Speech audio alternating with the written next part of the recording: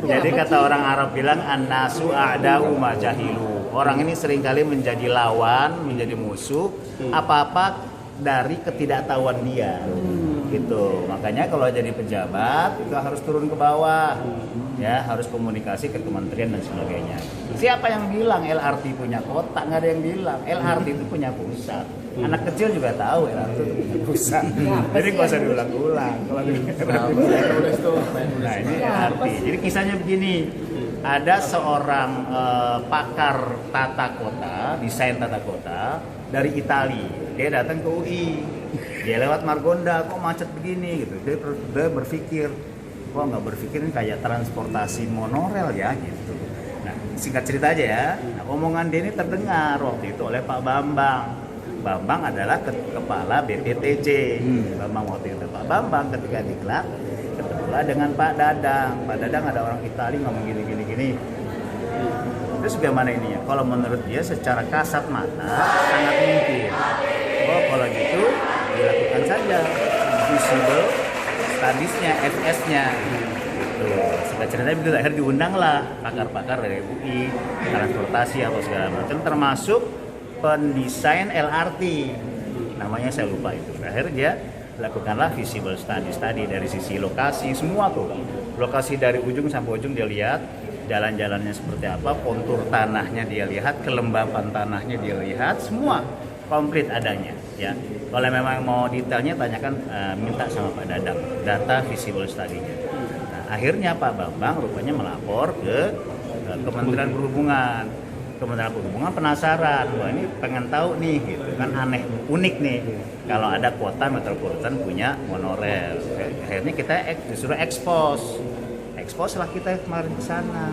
Jadi belum tentu juga diterima gitu, karena memang PSN-nya belum ada. Makanya nih mumpung kita mau merevisi peraturan daerah RT RW. Provinsi juga tahun ini, RT RW-nya perdanya tahun ini.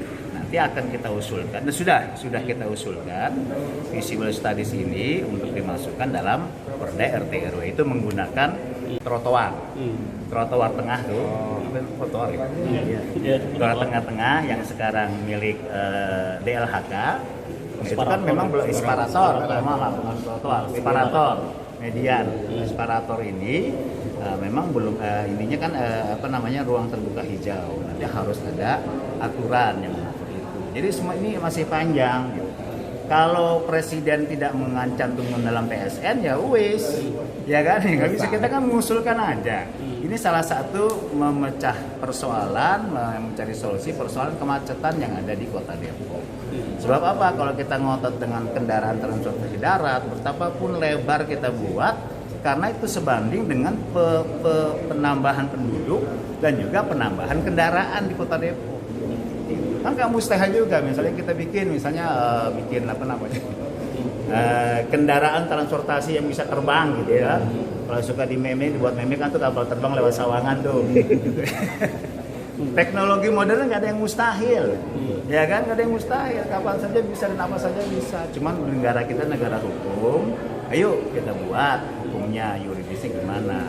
Nah ini Kementerian Perhubungan lah yang berhubungan terkait dengan masalah yuridisnya, aturannya, ketentuannya. Mereka yang akan membuat aturannya dan mengusulkan ke presiden, dimasukkan dalam PSN. Operasionalnya, komunikasi dan ini adalah BPTJ. Apakah ini mau dilakukan oleh pemerintah daerah? Kalau duitnya banyak, karena satu zona itu harganya 3 triliun. Ya, jalannya, apanya semua tanah pembebasan lahannya itu 3 triliun. Kalau 4 berarti 3 kali 4 12 triliun. Ini kita kan kebanyakan nggak punya duit, akan kita tawarkan, ekspos, kita jual. Konsep kita jual ke pengusaha, investor. Nih siapa yang mau beli? Oke. Tapi kemarin hasil ekspos itu disampaikan ke Kemenhub dan sudah disampaikan ke Presiden belum sih? Belum, itu baru ke Menteri juga belum. Oh belum. Sebab yang hadir kemarin Sekjen. Oke. Sekjen baru dengar gini. Ya. Tapi responnya Ki, respon mereka? Ya, karena friendly mereka ya positif.